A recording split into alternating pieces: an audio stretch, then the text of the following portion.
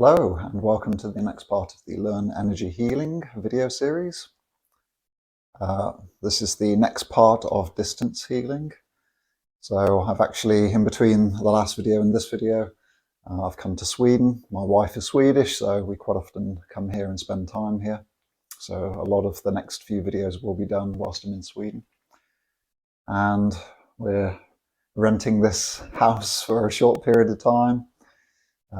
So it's a good example of the sorts of environments I can be working in as a distance healer as I'm moving about and being in different countries.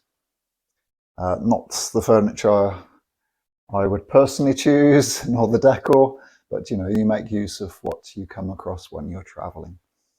So I've made it as comfortable and as nice as I can.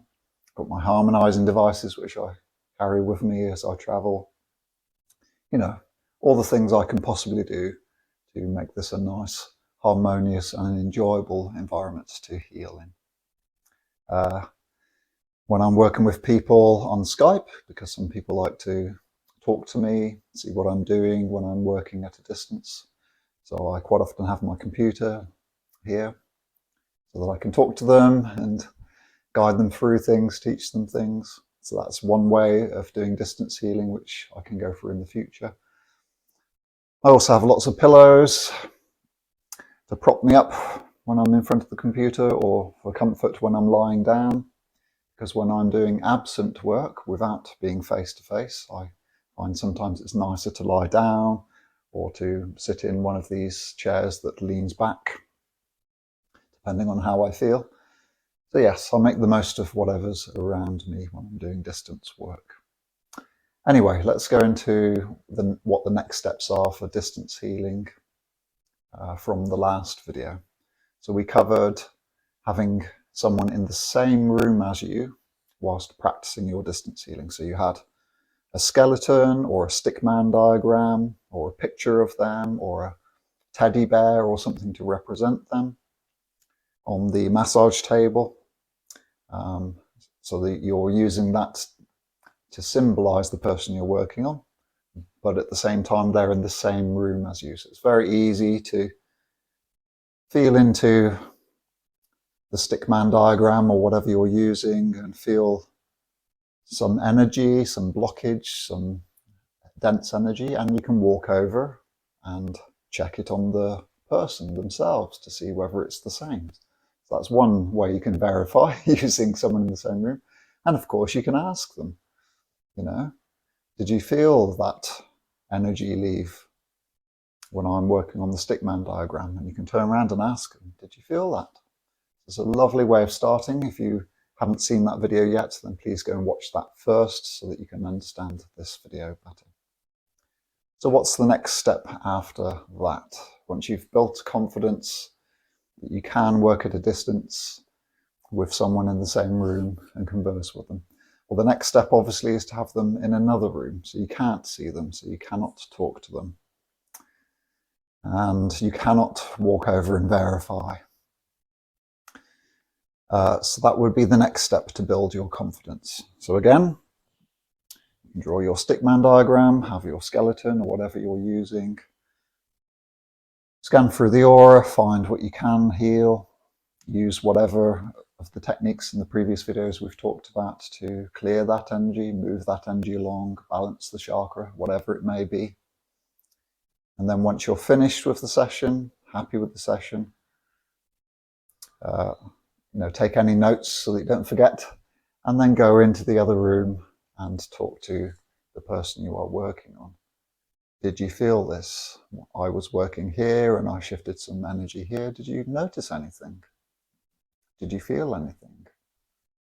So when someone isn't in front of you on the table and they're not in the same room, so they can't see where you are working on them, it generally can be a bit harder for them to sense what you're doing to them.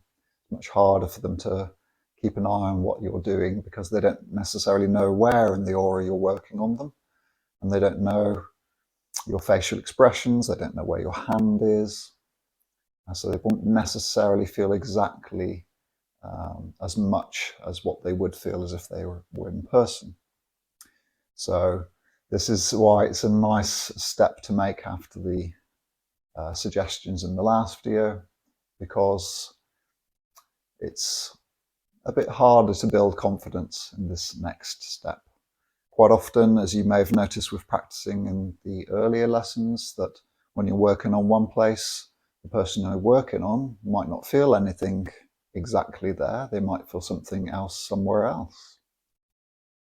So, getting used to them not sensing the changes you made in the place you made, but instead felt something else, or just generally a sense of feeling better, can help you get used to what you will face when you're working with other clients in the future when you do distance healing. And of course, the more you learn, the more you might realize that, oh, okay, they felt something in the head whilst I was working down in the intestines. Okay, I know that because of this meridian, or because of the link of the gut to the brain, or whatever it may be, and you might gain confidence that way. But even if you do have good knowledge of the body and the meridians and the energy system of the aura, there's still going to be times where it doesn't make sense to you why someone felt something somewhere else to where you are working. So it's good to get used to that. Good to get used to them not sensing exactly what you did. So that would be the next step. Have them in a different room.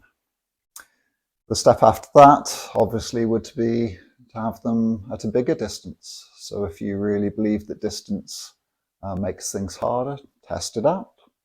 Have them be in another building, have them be in another village, have them be in another county or country, and then test them, and then call them up afterwards on the phone, Skype, whatever you are using, and ask. And you will soon start to see that the more you practice that, the more you will realize that actually distance doesn't really make a difference. It really doesn't. Okay. I would also say that, if you are doing distance healing, it's generally good to make sure that the person you are working on, no matter where they are, knows that they're having a healing, knows what time you're doing it, so that they can be more aware of what's going on. Preferably them lying down and relaxing and paying attention and having the intention to receive whatever healing comes from you can really help them sense into what you're doing and give you better feedback with your distance healing. Quickly, one other thing. So when you are using your stick man diagram and skeleton here, doing the healing here, and they are in another room in the same house as you, it's good to sense into the aura after you've finished the treatment. See how it feels, see what feels clear, see what chakras are more open. Use your pendulum to see how the chakras are as well, of course. So get a good sense of how you feel their aura is at the end of the treatment. And to verify that, and of course to build confidence, you can go into the other room, use your pendulum, use your sensing hand to see whether what you felt on the stickman diagram is the same as on the real person. So that can build confidence a lot as well. And that's why the step after that, having the person in another building, another country, is more of a challenge, because of course you can't suddenly jump on a plane and go and test their chakras and aura with your hand to verify that. So that's why I suggest you have this first step before you start doing things at a distance. Okay, so I hope you find this video useful. If there's any questions, please leave in the comments or email me. And please do like and subscribe to support this channel. And I hope to see you in the next video.